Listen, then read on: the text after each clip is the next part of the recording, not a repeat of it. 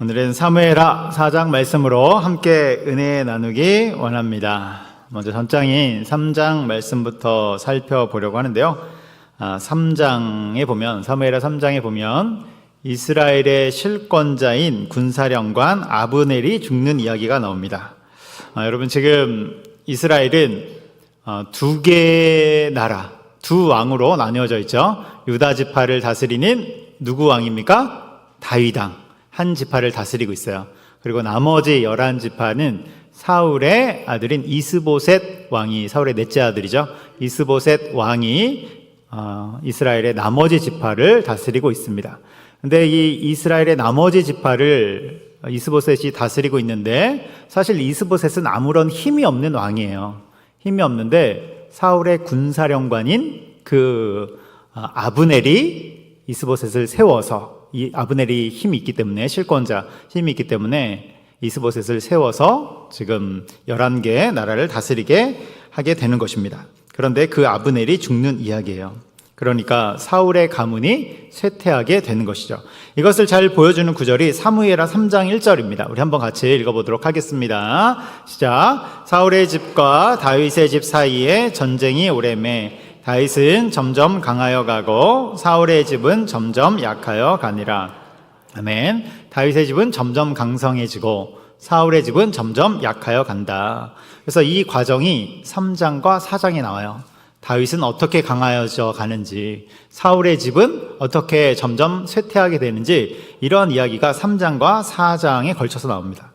먼저 3장에 보면 사울의 아들인 이스보셋 왕과 그리고 군사령관 아브넬이 서로 갈등을 겪고 결별하는 그 장면이 나오는 것입니다. 이 둘의 갈등은, 그러니까 이스보셋은 바지왕이죠. 그리고 실권자 아브넬, 둘이 이제 갈등을 하게 되는데, 이것의 원인이 7절에 나오는데, 3장 7절에 나오는데요. 사울의 후궁을 취하는 문제로 갈등을 겪게 되는 거예요. 우리 3장 7절도 한번 읽어볼까요? 3장 7절 같이 읽습니다. 사울에게 첩이 있었으니 이름은 리스바요 아야의 딸이더라. 이스보셋이 아브넬에게 이르되 내가 어찌하여 내 아버지의 첩과 통간하였느냐 아니. 이 구절에 보면 이제 사울의 첩 리스바가 나오죠. 근데 여기서 이제 첩이라는 것을 정확하게 말하면 사울의 두 번째 아내입니다. 사울의 두 번째 아내. 그런데 군사령관 아브넬이, 너무 길어요. 군사령관 아브넬, 장군이라고 할게요. 장군이니까. 아브넬 장군이 사울의 두 번째 아내를 취한 것입니다. 이 부분을 이스보셋 왕이 지적하고 있는 것이죠. 그런데 왜 지적하냐면, 단순히 동침하고 결혼을 하고 그런 것을 비난하는 것이 아니라 훨씬 더 큰 의미를 갖고 있어요. 뭐냐면, 선 왕의 아내는 함부로 취할 수가 없는 거예요. 선 왕의 아내를 취했다. 이것은 내가 왕이 계승자이다. 이것을 선언한 것과도 마찬가지인 거예요. 그러니까 굉장히 정치적 메시지가 있는 것이죠. 아브넬 장군이 선왕의 두 번째 아내를 취했다는 것은 내가 계승자이다. 이것을 선언한 것과 마찬가지라니까요. 엄청난 일을 벌인 것입니다. 사무엘하 16장 22절에도 보면 다윗의 아들 압살롬이 반역을 일으키는 과정에서 다윗의 후궁들을 의도적으로 범하는 장면, 여러분 혹시 기억나시나요? 그것도 역시 마찬가지인 거예요. 자신이 왕임을 세상에 알리는 일입니다. 또한 솔로몬이 왕으로 등극했을 때, 처음에 등극했을 때 이야기도 보면 이복형인 아도니아가 다윗의 수종드는 아비삭을 취하려고 하는 장면이 나와요. 다윗의 이제 말년에 수종드는 아비삭, 그 여인을 취하려는 장면이 나오죠. 그때 솔로몬이 그 행동을 가만두지 않고 그대로 처형해서 죽입니다. 그대로 처형하는 것이죠. 왜 그러냐면, 이런 행동들이 왕위를 노리는 그 행동이기 때문에, 정치적인 행동이기 때문에 그런 것입니다. 그렇게 군사령관 아브넬이 선왕의 두 번째 아내를 취했다는 것은 매우 위협적인 행동이고, 이스보셋 왕의 입장에서 볼 때는 선을 넘은 행동이에요. 선을 넘은 것이죠. 아무리 내가 바지왕이고 이름뿐인 왕이라고 해도 좌시할 수 없는 것입니다. 그래서 그것을 지적하고 비난하는 것이죠. 그런데 이러한 지적을 받자 아브넬 장군이 불같이 화를 내면서 결별을 선언하는 것입니다. 자신도 억울하다는 거예요. 너가 지금 오해하고 있다는 것입니다. 내가 지금까지 그 사울의 가문을 위해서 충성했고, 그리고 이스보셋 당신을 왕으로까지 이렇게 세웠는데 나를 이렇게 대우하다니 나는 억울하다. 그러면서 결별을 선언한 것이죠. 그러면서 이제 3장 9절에 이렇게 나오는데요. 우리 3장 9절도 같이 한번 읽어보겠습니다. 여호와께서 다윗에게 맹세하신 대로 내가 이루게 하지 아니하면 하나님이 아브넬에게 벌 위에 벌을 내리심이 마땅하니라. 아멘. 여호와께서 다윗에게 맹세하신 대로, 하나님이 다윗에게 약속하신 것이 있어요. 뭘 약속했습니까? 왕권을 약속했죠. 왕권. 그러니까 이제 다윗이 왕이 될 시간이 왔다는 거예요. 내가 그 일을 하겠다. 이스보셋 왕 너를 버리고 다윗을 지지하겠다. 다윗을 왕으로 삼는 그 일을 하겠다. 이렇게 결별을 선언한 것입니다. 그래서 아브넬 장군이 뭘 하냐면 이스라엘의 장로들을 소집해서 이제 다윗을 왕으로 삼을 때가 되었다. 이렇게 이야기하는 장면이 나와요. 그리고 다윗을 찾아가죠. 다윗을 찾아가면서 모든 이스라엘이 이제 당신을 왕으로 삼을 준비가 되었습니다. 이렇게 말하는 장면이 이제 후반부에 3장 후반부에 나오는 것입니다. 여러분, 다윗의 입장에서는 어때요? 오랜 시간 동안 기다렸잖아요. 오랜 기다림이 있었는데 이제는 정말로 하나님의 약속이 성취될 시간이 온 것입니다. 유다 지파 한 지파의 왕 정도가 아니라 이스라엘 전체의 왕이 될 그 시간이, 그 상황이 온 거예요. 여러분, 다윗의 입장에서 이 모든 것을 보면 우리가 무엇을 묵상할 수 있습니까? 하나님의 약속은 언젠가는 성취되는구나. 이것을 묵상할 수 있는 것이죠. 여러분, 하나님의 약속이 더디 이루어지는 것 같아도 끝내는 이루어짐을 여러분 기억하시기 바랍니다. 예수님이 다시 오시겠다. 우리 가운데 약속하신 그 재림의 약속, 시간이 더디 걸리는 것 같지만 하나님의 뜻 안에서 반드시 이루어짐을 여러분 기억하시기 바랍니다. 그리고 우리에게 약속하신 개인적인 약속의 말씀들도 마찬가지예요.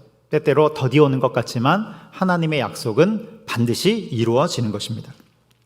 그래서 하나님 편에 서는 자의 결말이 어떤지를 우리는 또 보게 되는 것이죠.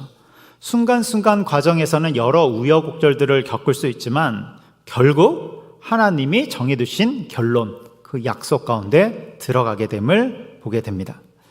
그런데 여러분, 다윗 입장에서 또 마지막 고비가 딱 생겨요.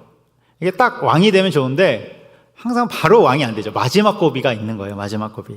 그게 뭐냐면 내가 다윗을 왕으로 지지합니다 라고 했던 아브넬 장군이 죽게 됩니다. 갑자기 죽어요. 왜 죽냐면 다윗의 군대 장관 있죠. 이름이 뭡니까? 요압 장군. 다윗이 요압 때문에 골머리를 많이 썩지 않습니까? 요압 장군이 그 아브넬을 그대로 죽입니다. 모든 일정을 마치고 귀가하는 아브넬을 몰래 쫓아가서 죽이는 것이죠.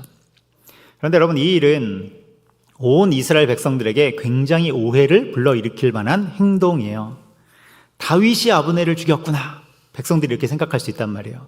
요압 장군이 죽였음에도 불구하고 다윗의 장군이기 때문에 다윗이 죽였구나. 강압적으로 이스라엘을 삼키려고 하는구나. 이런 오해를 불러일으킬 만한 상황이 된 것입니다. 그래서 다윗은 여론 때문에 움직이지를 못해요. 옴짝달싹 할 수 없는 것이죠. 오해가 풀릴 때까지 다시 기다림의 시간으로 들어갑니다. 그래도 감사하게도 금방 오해가 풀리고 이내 곧 이스라엘 전체의 왕으로 등극하게 되는 것이죠. 여러분, 우리도 믿음의 길을 걸어가는데 순간순간 방해가 있을 수 있고 또 어떨 때는 결정적인 순간에 공격이 있을 수도 있습니다. 사단과 마귀가 노리는 것이 무엇입니까? 결국 우리 스스로 낙심해서 거기까지 못 가도록 만드는 거예요. 하나님의 약속은 이루어지지만 우리가 낙심해서 거기까지 못 가도록 만드는 것이 사단과 마귀의 역할인 것입니다.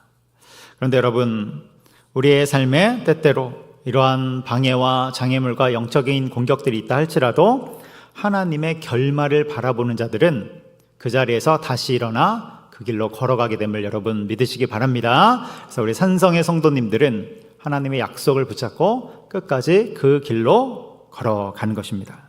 그러면 믿음의 결말, 하나님의 약속을 성취하게 되는 것입니다. 여러분, 주님이 우리 가운데 주신 그 약속을 따라 늘 믿음의 길을 걷는 우리가 되기를 축복합니다. 여기까지가 말씀의 첫 번째예요. 믿음의 결말입니다. 믿음의 결말. 이제 두 번째로 볼 텐데요. 두 번째는 한결같은 신앙입니다. 한결같은 신앙. 이제 3장에서는 아브넬 장군이 죽었죠. 사울 그 가문의 힘을 갖고 있는 아브넬 장군이 죽었습니다. 이제 4장에서는 어떤 일이 일어나냐면 사울의 아들 이스보셋 왕이 죽는 그 이야기가 나타나요. 그래서 이제 3장, 4장을 통해서 사울의 가문이 점점 쇠퇴해 가는 것이죠. 이스라엘은 두 왕이 있다고 그랬어요. 유다 지파의 다윗. 한 지파이지만 강력합니다.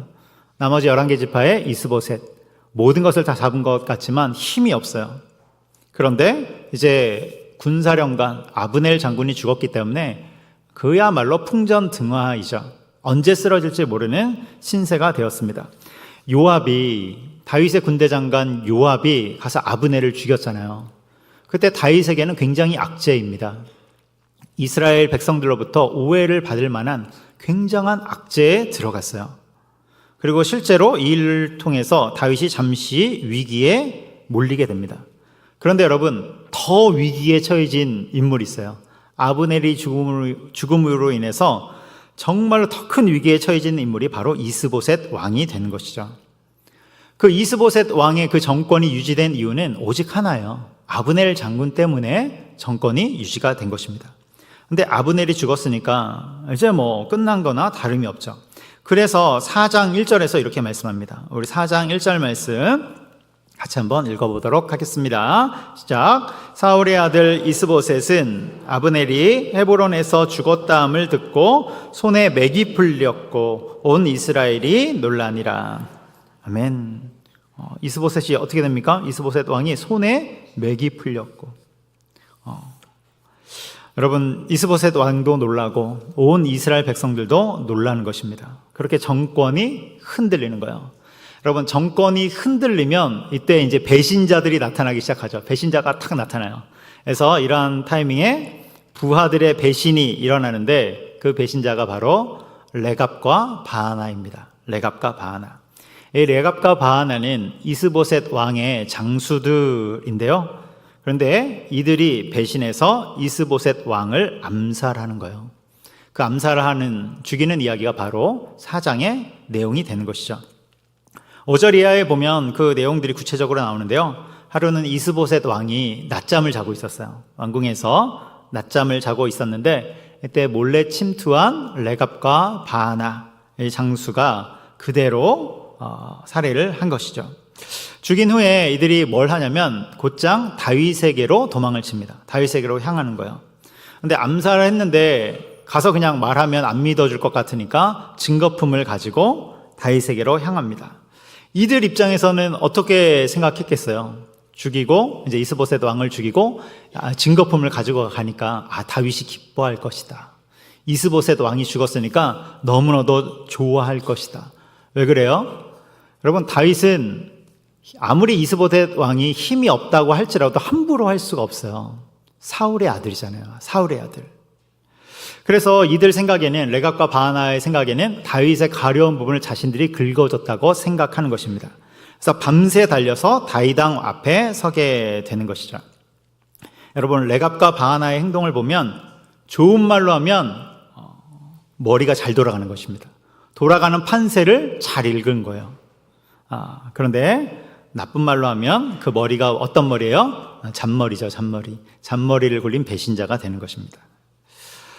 여러분, 지금 돌아가는 흐름을 보면 다 어떻습니까? 이제 군사령관 아브넬도 죽고, 바지왕 이스보셋은 오늘 내일 하고 있고, 가만히 둬도 이제 정권이 무너질 게 뻔한 거예요. 다윗에게 넘어갈 게 뻔한 것입니다. 그러니까 이들이 탁 선수를 쳐서 거기에 혁혁한 공을 세워야겠다, 이렇게 생각을 한 것이죠. 이제 새롭게 통일 이스라엘이 될 텐데, 이스라엘이 통일될 텐데 우리가 거기에 결정적인 역할을 해야겠다. 그래서 선수를 친 것입니다. 딱 선수를 치고 다윗왕 앞에 섰습니다. 다윗이 앞에 있고 레갑과 바하나는 그 앞에 엎드려서 다윗에게 이야기를 쭉 하는 것이죠. 여러분, 다윗이 이들을 선대했을까요? 선대 안 했을까요? 선대하지 않죠. 이들의 공을 전혀 인정하지 않습니다. 우리는 이와 비슷한 장면을 이미 사무엘하 1장에서 봤어요. 사무엘하 1장. 거기에 보면 사울 왕의 죽음을 알리는 아말렉 청년이 나오죠. 사울왕, 다윗 당신을 괴롭히는 사울왕을 제가 처리했습니다. 그러면서 사울에게 있던 그 장식품을 가지고 증거품을 탁 보여주지 않습니까? 다윗으로부터 공을 얻으려고 한 것이죠. 그런데 다윗이 그때 어떻게 합니까? 상을 주는 것이 아니라 그 자리에서 처형하는 것이죠. 처형하는 것입니다. 사울은 하나님이 세우신 왕이기 때문에 다윗이 그에 합당한 일을 한 거예요. 여러분, 이스보셋도 마찬가지예요. 다윗이 함부로 할 수 없는 존재라니까요. 그런데 레갑과 바하나가 그 이스보셋 왕을 처리해 줬는데 다윗은 아말렉 청년과 같이 곧바로 처형하는 것입니다. 그대로 처형하는 거예요. 여러분, 인간적인 관점으로 살아가는 왕이라면, 또는 욕심이 많은 왕이라면 레갑과 바하나를 칭찬해 줬을 거예요. 공을 세워줬을 것입니다. 통일 이스라엘이 되었을 때 장관 자리 하나 줬을 거예요. 야, 너희들 참 잘했다. 레갑과 바하나 장관으로 삼았을 것입니다. 그런데 다윗은 전혀 그렇지 않죠. 왜 그렇습니까? 그는 인간적인 관점으로 살아가는 왕이 아니라 하나님의 관점으로 분별하는 왕이기 때문에 그래요. 그렇기에 이해타산이 아니라 하나님 안에서의 옳고 그름을 분별하고 무고한 피를 흘린 레갑과 바하나를 그 자리에서 처형한 것이죠. 여러분, 사무엘하 1장과 4장은 비슷한 내용입니다. 비슷해요. 내용이 비슷한데, 그런데 여기에는 1장과 4장은 7년이라는 시간의 간극이 존재합니다. 사무엘하 1장부터 4장까지는 7년의 간극이 존재해요. 7년이라는 시간이 흘렀음에도 불구하고 다윗은 동일한 것입니다. 여러분, 7년 전에 사무엘하 1장에서 다윗의 신분은 뭐였어요? 도망자의 신분이란 말이에요. 여러분, 우리가 도망자라고 생각해봐요. 너무 극한 상황에 있어요. 기도가 잘 나올까요? 안 나올까요? 잘 나오죠. 새벽 기도 나오고 싶을까요? 안 나오고 싶을까요? 저는 나오고 싶을 것 같아요. 너무 특별 기도, 신년 특별 기도에 너무 잘 나오고 싶을 것 같아요. 너무 삶이 궁핍하잖아요. 그런데 7년이 지났는데 그 7년 동안 뭘로 있었어요? 왕으로 있었단 말이에요. 왕으로. 그러니까 굉장히 좋은 시절에 그 생활을 7년이나 했음에도 불구하고 다윗은 변질되지 않았다는 것입니다. 그 신앙이 한결같았다는 거예요. 사람이 다급할 때는 하나님을 찾다가도 여러분 7년 정도 좋은 생활하면 하나님을 타성해져서 변질될 수도 있는데 다윗은 전혀 그렇지 않았다는 거예요. 여러분, 변질된 음식 먹어본 분 계십니까? 음식이 변질됐는데. 근데 우리 중에 소화 잘하시는 분들은 잘 드시더라고요. 그리고 아무렇지도 않은데. 여러분, 유통기한 지난 우유 드시면 안 됩니다. 그럼 배탈 나죠. 변질된 우유는 내다 버리게 됩니다. 변질된 사람을 보면 우리도 상대하기가 싫죠. 근데 하나님 입장에서는 더더욱 그럴 것 같습니다. 여러분, 우리 그리스도인들은 어떤 삶을 추구하는 것입니까? 변질이 아니라 변화를 추구하는 것입니다. 변질이 아니라 하나님 안에서 참된 변화를 해나가는 거예요. 누가 이런 삶을 살 수 있습니까? 한결같이 십자가 앞으로 나가고 십자가를 붙드는 자들입니다. 여러분, 다윗은 비천하든지 부하든지 궁핍하든지 편하든지 한결같이 주님을 붙든 자입니다. 사도 바울도 마찬가지죠. 비천하든지 부하든지 궁핍하든지 편하든지 그가 십자가 앞에 나가 주님을 붙든 자입니다. 성경을 읽어보면 읽어볼수록 다윗은 철저히 하나님의 시각에서 살았음을 알 수 있어요. 그것을 우리에게 적용하면 십자가의 관점으로 살았다 이야기할 수 있는 것이죠. 여러분, 우리도 마찬가지입니다.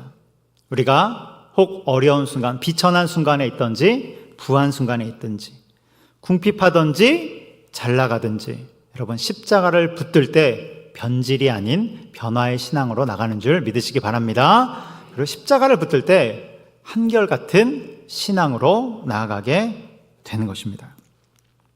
여러분, 우리가 육신은 비록 이 땅을 살아가지만 우리의 영혼은 어디를 붙잡고 살아가는 자들입니까? 천국을 붙잡고 살아가는 거예요. 이 신앙을 이어주는 것이 바로 십자가입니다. 이 땅과 하늘을 이어주는 것이 바로 십자가입니다. 십자가 붙잡고 천국 소망 품고 주님 오실 때까지 한결같은 신앙으로, 그리고 변질이 아니라 변화를 향해 나아가는 저 여러분 되기를 주님의 이름으로 축복합니다. 기도하겠습니다. 사랑과 은혜가 많으신 하나님 아버지, 사무엘하 말씀을 보면서 다시금 우리의 신앙을 점검하게 됩니다. 무엇보다도 십자가 붙잡고 한결같은 신앙으로, 또한 변질이 아닌 변화의 신앙으로 나아갈 수 있도록 인도하여 주옵소서. 또한 그리스도인의 그 결말, 하나님의 약속의 성취를 기억하며 주님의 약속의 말씀 붙잡고 승리하며 살아갈 수 있도록 인도하여 주시옵소서. 감사하며 예수님의 이름으로 기도합니다. 아멘.